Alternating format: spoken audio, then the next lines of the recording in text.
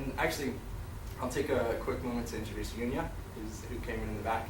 She's a recent alum from the Graduate School of International Policy Studies. So, and also one of the outliers. What's that? And also one of the outliers. I wasn't going to bring that up. But definitely here to answer any questions about what it's like to be a student at this school. So feel free to turn your head around and ask me some questions as well, if that's appropriate. But let me get back to finishing up about the different programs. I don't think anyone in here mentioned language teaching as an area of interest. No, but I'll just go over the basics anyway. The School of Language and Educational Linguistics has a couple different master's degree options. One for teaching English to speakers of other languages, and then the TFL program, teaching a foreign language. So if you do get inspired at some point, you end up doing a summer position and working at a language village, and really take to working with young people about languages. This could be an excellent avenue for you to accelerate your career and land that teaching position.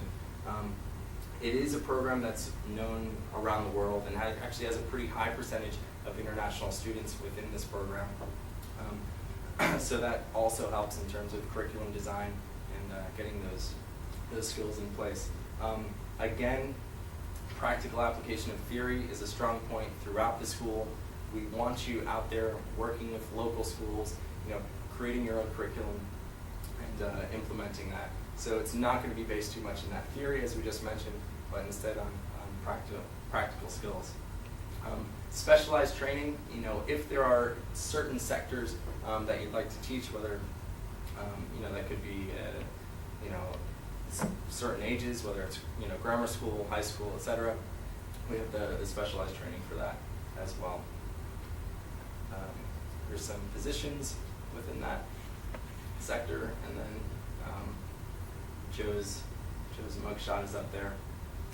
After he graduated, he ended up accepting a Fulbright to teach in Germany, and then was appointed to a teaching position at Park University. Excellent.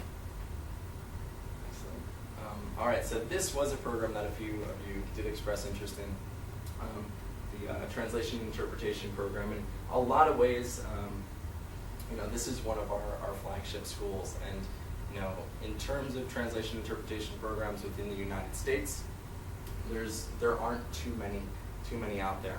There's another program in Kent, Ohio, but we've been around longer. We know what we're doing, and in terms of job placement on the back end, we'll end up getting many recruiters that come from the DIA, CIA, FBI, and a lot of private sector firms as well, to pick up graduates from this program. In terms of the facilities that we have, they've made a lot of investments into the technology surrounding translation and interpretation. So there are dedicated computer labs based for these students, and we train for the real markets, meaning when you go into the job field, translation or translators or interpreters do need to have a specialized functional area as well. So that could be in government and policy, which has its own vernacular, which is different from the folks that may work in medicine. So we'll actually further hone your language skills and introduce new vocabulary that are based in these real market areas. We offer a few different degree options within the translation and interpretation program. The first is the MAT, and the Master's in Translation, where you're working strictly with translating, so strictly with the written word, whether that's, and in most cases, that's going to be from your A language to your B language. So, if you're a native English speaker, you're going to be working with text in English and bringing it to the target language. It tends to be industry standard practice with that. The next degree program that we offer is Translation and Localization Management. And this is where the students do get a little bit of crossover with the business school as well, in terms of, again, delivering products, policies, etc., to a specific area that's in a language conscious and culturally conscious way. So that's a focus there. And then the next and probably the most popular program as students are applying is the Master's in T&I, or Translation and Interpretation where you're covering both of those skill sets. It's the most popular probably because it's the most romantic. Students want to be experts in both. And you start with the translating skills, and eventually you start to mix in some of the interpretation classes. And that's when a lot of people end up washing out. Not to say that you won't succeed. This is an excellent program, and I know you're excellent students. But interpreting it's an art form. It's amazing for me to watch. But there's both consecutive interpretation, where you're hearing something, processing it, and then delivering it, and then simultaneous interpretation, which is a major hiccup for some folks, where you're actually listening and delivering at the same time. So obviously, that takes a very high level, and I hope that there's some folks in here that go to pursue that. With that skill set, you're hugely marketable on the back end. Whether it's being an interpreter for the United Nations or World Trade Organization or any other major organizations, those skills are very strong. Conference interpretation is the degree program for those students that have that skill and want to achieve the higher levels in those organizations that are global in scope. I have a question. Yeah. If you speak more than one language, can you get a degree in all 3 languages that you do speak, or is it just your specific language that you came into the institute? That's a good question. Within this program, it is possible, but it doesn't happen too often. Given the degree of knowledge that you'll need in each language, you essentially need to be near native in your target languages, whether it's your B language or your C language. So it is possible. There have been students that have done that. With policy and business schools and the language and educational linguistics, we require that you specialize in one language, and then essentially using elective credits, you can pick up another language. The key, though, is that you do have to come in with some language skills. We don't have training within the graduate program that starts from the ground up.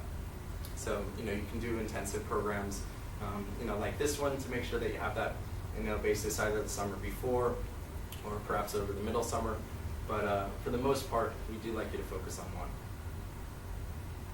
Yeah? If you're interested in 2 of the different specialties, how does it work? Do you apply to the school as a whole, or can you apply to more than one and maybe you get into one and not the other, or how? So if you're interested in... If I was interested in international environmental policy and translation interpretation. Typically, it's good to know that up front, and we do have students that do the dual degree program with this. Oh, no, I'm talking about applying. When you apply, do you apply just to the school and then you pick, or do you apply? Oh, no, you'll apply to a specific degree program. So can you apply to more than one, and then maybe you get into one and not the other? Sure. Yeah, and then you'll have a decision to make if you get into both. Absolutely. But again, there have been students, it's not terribly common, that do dual degrees with translation and another degree program, usually within the policy school. The typical format is to have the translation degree go first, and then your 3rd year will be dedicated to policy studies. So, any other questions? No? All right. So language is offered for translation interpretation. I don't necessarily have to read down that list for you to see. And those actually also, in most cases with the exception of Korean, reflect the languages that are offered in-house for the graduate school in general, whether you're policy or business or language teaching. If you're interested in the policy school and you'd like to take a language outside of that, whether that's Twi or Urdu, we do have the opportunity for you to do independent study in those languages. It does cost a little bit more, but if you'd like that flexibility, we can often offer that. Again, because Monterey does have that strong international community and a lot of language teachers because of the Defense Language Institute, and we can actually contract them out to give you specialized training.